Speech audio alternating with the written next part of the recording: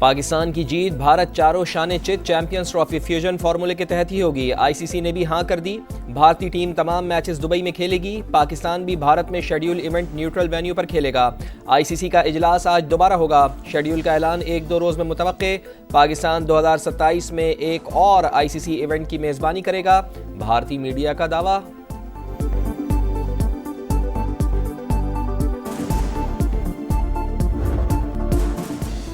شاہین جنوبی افریقہ میں T20 series ہار گئے۔ دوسرے T20 میں میزبان ٹیم 7 وکٹ سے کامیاب، 207 رنز کا ہدف 3 گیندیں پہلے ہی حاصل کر لیا۔ ریزا ہینڈرکس کی شاندار سنچری، 117 رنز بنائے۔ ڈاسن کے ناقابل شکست 66 رنز، سائم ایوب کی 57 گیندوں پر 98 رنز کی اننگز رائے گا گئیں۔ جنوبی افریقہ کو 3 میچز کی سیریز میں 2-0 کی فیصلہ کن برتری۔ تیسرا T20 آج ہوگا۔ عماد وسیم کے بعد محمد عامر کا بھی ریٹائرمنٹ کا اعلان، بولے بہت سوچ بچار کے بعد مشکل فیصلہ کیا، نوجوان کھلاڑیوں کا موقع دینے کا یہ صحیح وقت ہے، ملک کی نمائندگی اعزاز ہے، سپورٹ کرنے پر کرکٹ بورڈ اور اہل خانہ کا شکریہ۔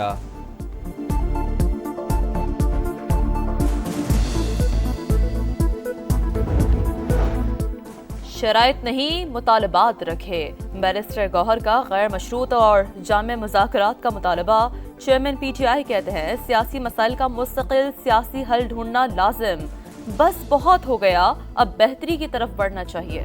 ملٹری کورٹس کا فیصلہ جو ہے وہ ودن 1 ویک آ جائے گا۔ مجھے امید ہے اگر 9 مئی کے واقعات میں فیض حمید صاحب جو ہیں وہ اگر ملوث تھے تو پھر کن لوگوں کے ساتھ ملوث تھے؟ پھر پی ٹی آئی کے لوگوں کے ساتھ ہی ملوث تھے۔ کوئی خان صاحب کو ملٹری کورٹ میں لے جایا جائے گا؟ دیکھیں اگر تو ان واقعات میں وہ ملوث پائے گئے تو بالکل پھر آرمی ایکٹ کے تحت کو پروسیکیوٹ جو ہے وہ کیا جائے گا۔ 9 مئی سے متعلق ملٹری کورٹ کا فیصلہ 1 ہفتے میں آ جائے گا۔ بانی پی ٹی آئی ملوث پائے گئے تو ٹرائل فوجی عدالت میں ہوگا۔ وزیر اعظم کے مشیر رانا ثناء اللہ کا پروگرام میرے سوال میں بڑا بیان، بولے سانحہ 9 مئی کی منصوبہ بندی بانی پی ٹی آئی نے کی، فیض حمید بھی پرتشدد واقعات میں ملوث ہیں۔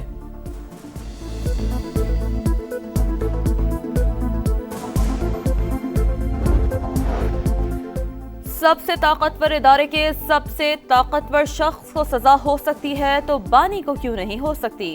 جو الزامات لگے ہیں اس کے تحت تو موت کی سزا بھی مل سکتی ہے۔ فیصل وافدہ کی پروگرام 2 ٹوک میں گفتگو، دعویٰ کیا فیض حمید تمام شواہد دے چکے، بانی کا مقدمہ ملٹری کورٹ میں چلنا انہونی نہیں ہوگی۔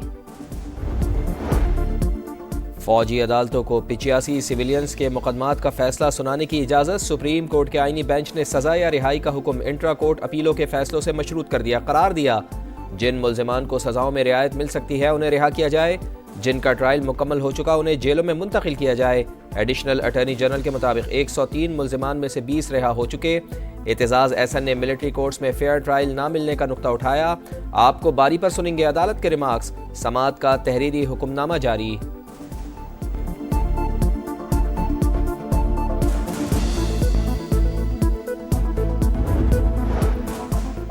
مدارس رجسٹریشن سے متعلق سوسائٹی رجسٹریشن ایکٹ ترمیمی بل پر صدر کے 8 اعتراضات۔ ایکٹ میں دینی تعلیم نہیں، فائن آرٹ کا ذکر، ڈانس اور آرٹ کلاسز شامل ہیں۔ ایسا ہوا تو تنازع پیدا ہوگا، یہ قانون کم اور منمانی زیادہ ہوگی۔ انٹرنیشنل پابندیوں کا بھی خدشہ، آصف علی زرداری کے عالمی معاملات مد نظر رکھنے کی تجویز، وزیر اعظم کی درمیانی راستہ نکالنے کی کوششیں۔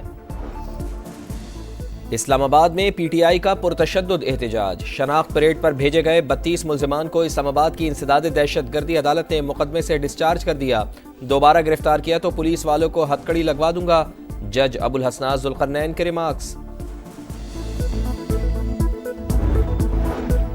وزیر اعظم کی ہدایت پر پاکستانی وفد کی امریکہ میں قید ڈاکٹر عافیہ صدیقی سے ملاقات، وفد نے جیل میں عافیہ سے 3 گھنٹے طویل ملاقات کی۔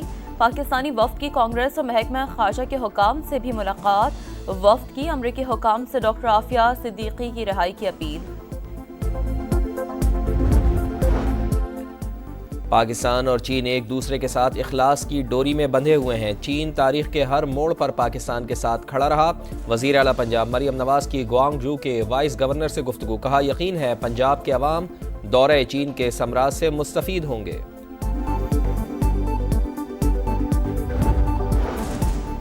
ماحولیاتی آلودگی کے تدارک کا مشن لاہور میں اسموگ کلین ٹاور کی تنصیب 21 دسمبر تک مکمل فعال ہو جائے گا۔ سینئر وزیر مریم اورنگزیب کہتی ہیں ٹاور نہ صرف لاہور بلکہ پورے ملک کے لیے ماڈل ثابت ہوگا۔ اسموگ پر قابو پانے کے لیے جدید ٹیکنالوجی کا استعمال وقت کی ضرورت قرار۔ کوٹ ادو میں تیز رفتار مسافر وین ٹریکٹر ٹرالی سے ٹکرانے کے بعد بے قابو ہو کر دکان میں گھس گئی۔ حادثے میں 4 افراد جاں بحق، 12 زخمی۔ زخمیوں کی حالت بھی تشویشناک۔ ملک بھر میں سردی کی لہر جاری، بیشتر علاقوں میں موسم سرد اور خشک، پہاڑی علاقوں میں شدید ٹھنڈ۔ استور میں درجہ حرارت -11 اور قلات میں -6 ڈگری ریکارڈ۔ چترال اور دیر میں بھی پارہ -4 ڈگری تک گر گیا۔ اسرائیل کی شام کے مختلف علاقوں پر بمباری جاری، دمشق ساری رات دھماکوں سے گونجتا رہا۔ اسد حکومت ختم ہونے کے بعد روس بھی ایئر بیس خالی کرنے لگا۔ فوجی ساز و سامان جہازوں پہ منتقل کرنے کی سیٹلائٹ تصاویر سامنے آ گئیں۔ ترکی 12 سال بعد آج دمشق میں اپنا سفارت خانہ دوبارہ کھولے گا۔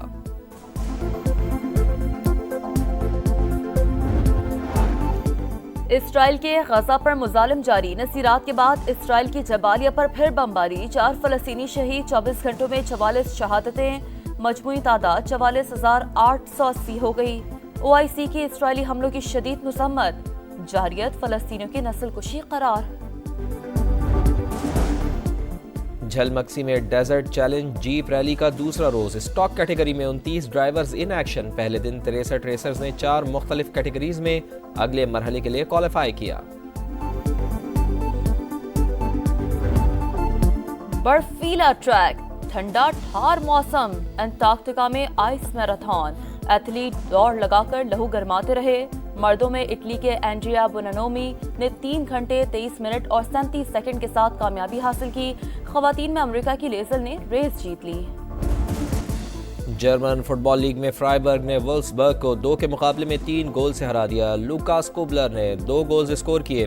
انگلش فٹ بال چیمپئن شپ میں ڈربی کاؤنٹی نے پورٹس ماؤتھ کو 4-0 سے شکست دی۔